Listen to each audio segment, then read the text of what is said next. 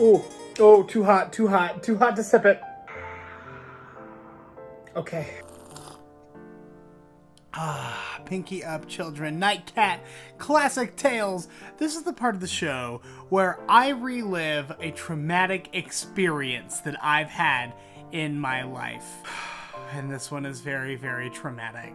This happened like 2 years ago, and 2 years ago is entirely too recently for you to have pooped yourself.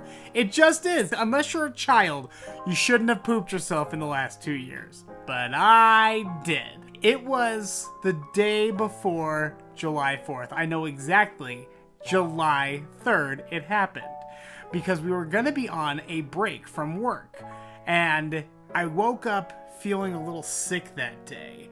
I got the bubble guts, as they call them. And I was just like, listen, you got one more day. It's a long holiday break. Just get through today and you're gonna be fine. I couldn't miss the last day of work. It just wasn't gonna happen. I really should have missed that day of work. So we're on the air and we're talking about something, who knows, you know, some nonsense, you know us. And suddenly I get this like sharp pain, like someone stabbed me in the belly, and I knew it was 0 hours to go.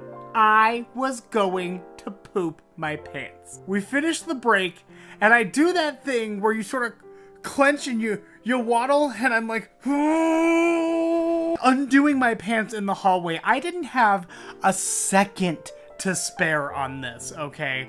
I kick down the door, my pants are pretty much all undone, I lock the stall behind me, and with seconds to spare, I don't make it. And I swing my big white ass around, and as I'm doing so, I just spray the wall. It was like a cannon. It was like the world's worst confetti cannon. Instead of confetti, it was just my dignity. I look around, I'm like, oh my God.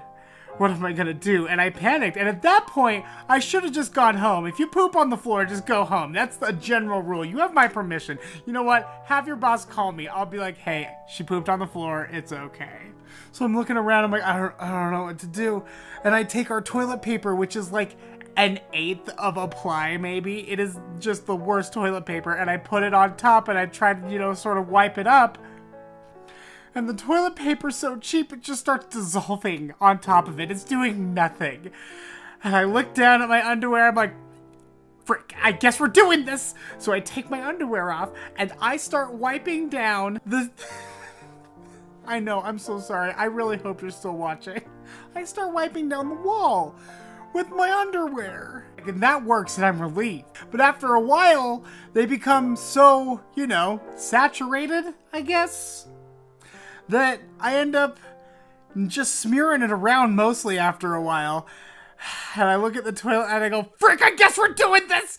And I flush the toilet and I plunge my hands with my poopy boxers into the toilet.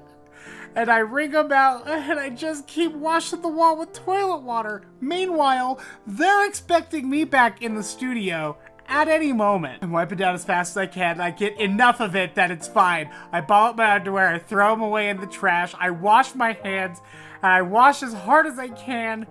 But unfortunately, you cannot wash your dignity. You can't wash your soul after something like that happens to you. And I got back on the air and I pretended nothing happened, and I was never going to tell that story. Until one day we were talking about what's the most embarrassing thing that's happened to you recently. And I knew I had to fess up. And honestly, telling other people really took a weight off of my shoulders, because even though there's no way anybody would have known what happened, I would have known.